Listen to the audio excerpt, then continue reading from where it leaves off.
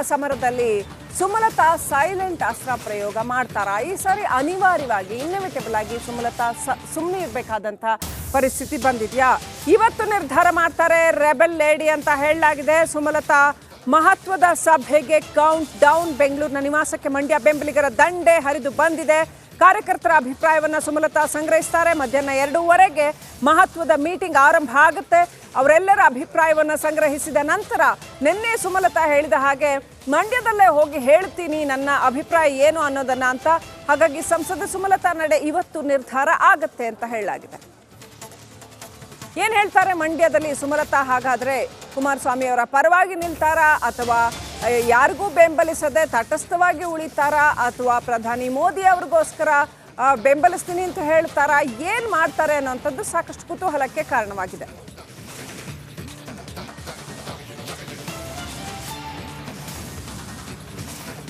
Update ಪಡ್ಕೊಳ್ಳೋಣ. ನನ್ನ ಸಹೋದ್ಯೋಗಿ ರಂಜಿತ್ ಸುಮಲತಾ ಅವರ ನಿವಾಸದ ಬಳಿಯಿಂದ ನೇರ ಸಂಪರ್ಕದಲ್ಲಿದ್ದಾರೆ. ರಂಜಿತ್, ಒಂದು ಹೈ ವೋಲ್ಟೇಜ್ ಮೀಟಿಂಗ್ ಮಂಡ್ಯದಿಂದ ಸುಮಲತಾ ಅವರ ಹಿತೈಷಿಗಳು ಅಭಿಮಾನಿಗಳು ಈಗ ಬರ್ತಾ ಇದ್ದಾರೆ ಅಂತ, ಅಲ್ಲಿ ಸ್ಥಳದಲ್ಲಿ ಪರಿಸ್ಥಿತಿ ಹೇಗಿದೆ? ಬರ್ತಾ ಇದ್ದಾರೆ ಅವರ ಅಭಿಮಾನಿಗಳೆಲ್ಲ? ರಂಜಿತ್,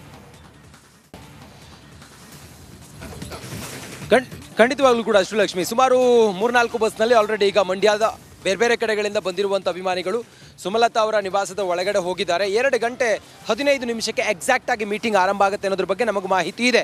ಮಂಡ್ಯದ ಬೇರೆ ಬೇರೆ ಕಡೆಗಳಿಂದ ಬಂದಿದ್ದಾರೆ. ಅವರೆಲ್ಲರೂ ಕೂಡ ಒತ್ತಾಯ ಮಾಡ್ತಾ ಇರೋದು ಒಂದೇ, ಸುಮಲತಾ ಅಂಬರೀಶ್ ಅವರು ಬಿಜೆಪಿಯಿಂದ ಟಿಕೆಟ್ ಸಿಗಲಿಲ್ಲ, ಮೈತ್ರಿ ಅಭ್ಯರ್ಥಿ ಕುಮಾರಸ್ವಾಮಿಗೆ ಟಿಕೆಟ್ ಕೊಟ್ಟರು ಕೂಡ ಅವರು ಸ್ಪರ್ಧೆ ಮಾಡಬೇಕು ಅನ್ನೋದು ಅವ್ರ ಅಭಿಪ್ರಾಯ ಆಗಿದೆ. ಸರ್, ತಾವು ಎಲ್ಲಿಂದ ಬಂದಿದ್ದೀರಿ?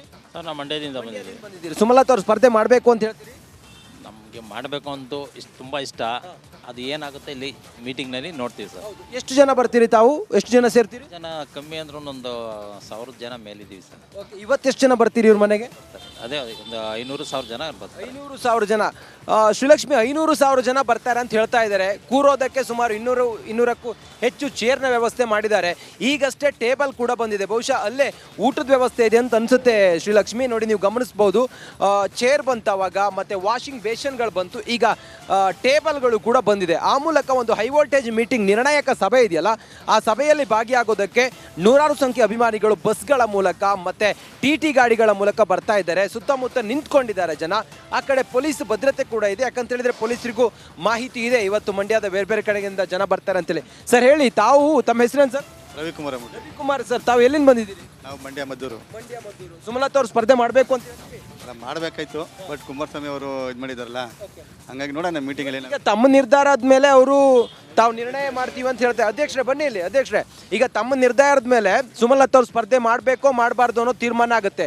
ತಾವೇನು ಸಲಹೆ ಕೊಡ್ತೀರಿ ಮೇಡಮ್ಗೆ? ಮಾಡಿದ್ರೆ ಒಳ್ಳೇದು ಅಂತೀನಿ. ಯಾಕೆ ಮಾಡಬೇಕು ಅಂತ? ಕಳೆದ ಬಾರಿ ನಿಂತಿದ್ರು, ಸ್ವಾಭಿಮಾನಿ ಒತ್ತಗಳು ಕೊಟ್ಟರೆ ನೀವು ಗೆಲ್ಸಿದ್ರಿ. ಈ ಬಾರಿ ಮೈತ್ರಿ ಅಭ್ಯರ್ಥಿಯಾಗಿ ಕುಮಾರಸ್ವಾಮಿ ಇದ್ದಾರೆ. ಕುಮಾರಸ್ವಾಮಿ ಅವ್ರ ಬಗ್ಗೆ ವಿರುದ್ಧವಾಗಿ ಮಾಡಿದ್ರೆ ಒಳ್ಳೇದು ಅನಿಸುತ್ತೆ.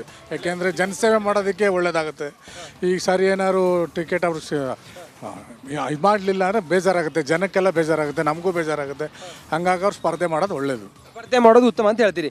ಈಗ ತಾವು ಅವರು ಸ್ಪರ್ಧೆ ಮಾಡಿದರೆ ಅವರಿಗೆ ಬೆಂಬಲವಾಗಿ ತಾವು ಹೇಗೆ ನಿಂತ್ಕೊಳ್ತೀರಿ? ಮತ್ತೆ ಅಷ್ಟು ಈಸಿ ಇದೆ ಅಂತ ಅನ್ಸುತ್ತಾ ಈ ಬಾರಿ ಅವ್ರು ಸ್ಪರ್ಧೆ ಮಾಡಿದರೆ? 100% ಗೆಲ್ಸ್ಕೊಂಬರ್ತೀವಿ ನಾವು. ಕಳೆದ ಬಾರಿ ಬಿಜೆಪಿ ನಿಮ್ಮ ಬಾಹ್ಯವಾಗಿ ಬೆಂಬಲ ಕೊಡ್ತು. ಈ ಬಾರಿ ಬಿಜೆಪಿ ಮತ್ತು JDS ಅಭ್ಯರ್ಥಿಯೇ ಇದ್ದಾರೆ.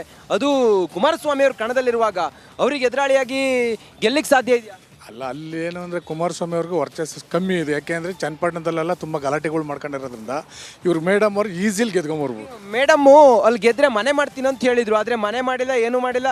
ಮಂಡ್ಯ ಜನರ ಕಷ್ಟಕ್ಕೆ ಸ್ಪಂದಿಸಲಿಲ್ಲ. ಕಾವೇರಿ ವಿಚಾರವಾಗಿ ಏನೂ ಮಾಡಿಲ್ಲ ಅಂತೇಳಿ ಎಲ್ಲ ಭಾಳ ಜನಾಕ್ರೋಶ ಇದೆಯಲ್ಲ ಸರ್, ಆಡಳಿತ ವಿರೋಧಿ ಎಲ್ಲ ಇದೆಯಲ್ಲ ಮಂಡ್ಯದಲ್ಲಿ ಸುಮಲತಾ. ಕಾವೇರಿ ಗಲಾಟೆ ಬಗ್ಗೆ ಅವರೇನೇ ಅಲ್ಲಿ ಕೆಲವೆಲ್ಲ ಬಂಡೆಗಳನ್ನೆಲ್ಲ ಬ್ಲಾಸ್ಟ್ ಮಾಡಬಾರ್ದು, ಸ್ಟಾಪ್ ಮಾಡಿ, ಮತ್ತು ಕಾವೇರಿ ಇದಕ್ಕೆ ತೊಂದರೆ ಆಗುತ್ತೆ ಅಂತ ಎಲ್ಲ ಗೌರ್ಮೆಂಟ್ ಅವ್ರನ್ನೂ ಕರೆದು ಎಲ್ಲ ಮಾತನಾಡಿದಾರಲ್ಲ.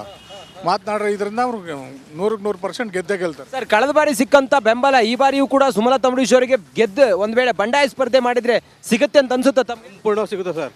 ಸಂಪೂರ್ಣವಾಗಿ ಮಂಡ್ಯ ಜಿಲ್ಲೆಯಲ್ಲಿ ಸಂಪೂರ್ಣವಾಗಿ ಸಿಗುತ್ತೆ, ಗೆದ್ದೇ ಗೆಲ್ತಾರೆ. ಈಗ ಮೀಟಿಂಗು ಮುಂಚೆ ಕಾರ್ಯಕರ್ತರದೊಂದು ಮೀಟಿಂಗ್ ಇದೆಯಂತಲ್ಲ, ಆಂತರಿಕ ಮೀಟಿಂಗು.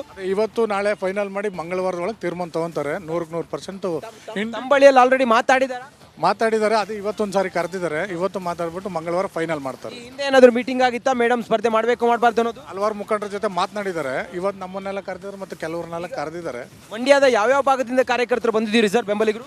ಮಂಡ್ಯ, ಮದ್ದೂರು, ಮತ್ತು ಚನ್ನಪಟ್ಟಣ, ಮಳವಳ್ಳಿ. ಎಲ್ಲ ಕಡೆನೂ ಬಂದಿದೆ. ತಾವು ಏನು ಹೇಳ್ತೀರಿ ಕೊನೆಯದಾಗಿ ಸುಮಲತಾ ಮೇಡಮ್ಗೆ?